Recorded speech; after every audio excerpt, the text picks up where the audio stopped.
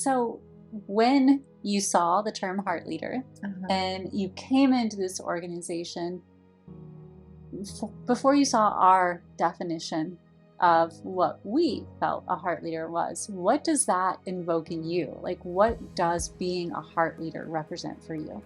I just find that that's such a wonderful question, because how many people get asked that? Is like, I would not see myself as a leader at all. At all. I'm a she-wolf. That's what I always say. I always can find somebody that wants to do something, and just helping them in any way they want to be helped is something that is who I am and what I want to do. And you look at leadership and the leadership classes I've taken, or the people I have worked for in many different capacities, and you just think, wow, where along the line did you miss how to motivate me? Where along the line did you think that that's the way that would make this organization better, or these students better students, or the world a better place? Because you're wrong. Fear and punishment work, but domination, criticism, fear, and punishment don't have the long-range effect that we want in the world. So I always think as a heart leader who has a passion. Once you just see somebody whose heart, you can just feel their heart beating. Their passion is so important to them, and they want to embrace people with their idea, as well as draw them to the light. So when I always think of it, it's somebody that really knows what they want, and they want you to feel a part of their dream.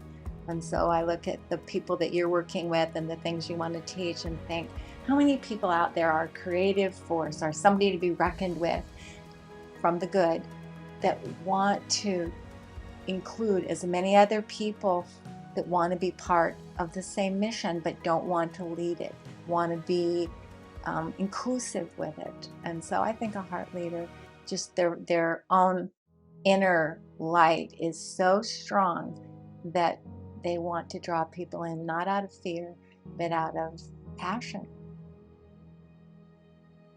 That is brilliant.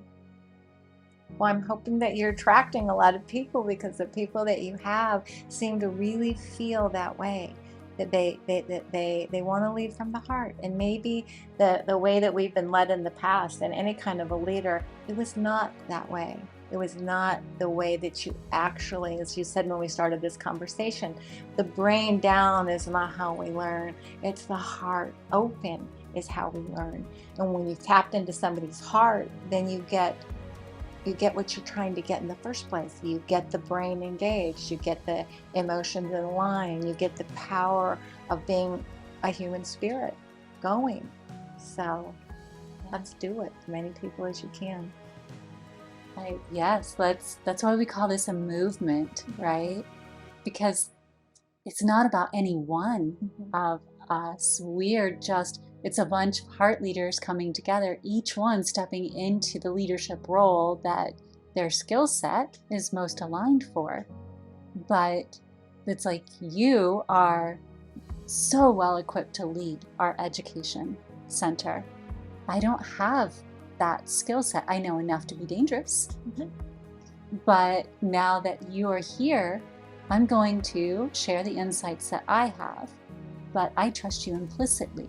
You are the leader in this segment because you have such passion, such drive, such knowing that you then take to embodying, because it is your purpose to share that information, that insight, that all that you have gained, and help individuals walk that or share what they're coming to learn from our organization.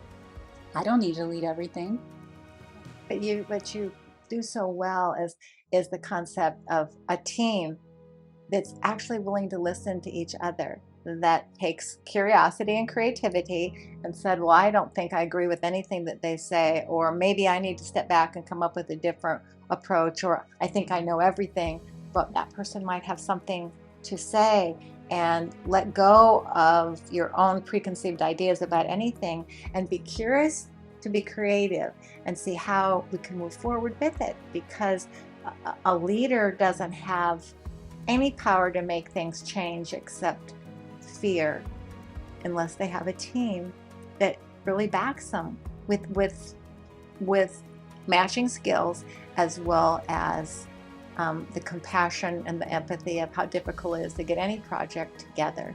But the connection is amazing, and I'm looking at the connection that we can have here with people that already know what they're doing, but are happy to just make it better, happy to add a new point of view, happy to put some ideas into the table or into a program, and then listen to your students, listen to your clients as well, and then keep changing it and say, well, that's even better. Well, that looks great, because nobody is so committed to having their own voice heard that they're willing to just kind of listen to other people's voices and make it a team effort, which is what is going to make our organization a really valuable one. Listening to the people that want to learn and say, well, didn't think about that. How interesting. Because at the end of the day, that's why we're here. Right. Isn't that why we're here on everything? We're not just supposed to be marching along, just doing what we want to do and leaving a reign of chaos behind us.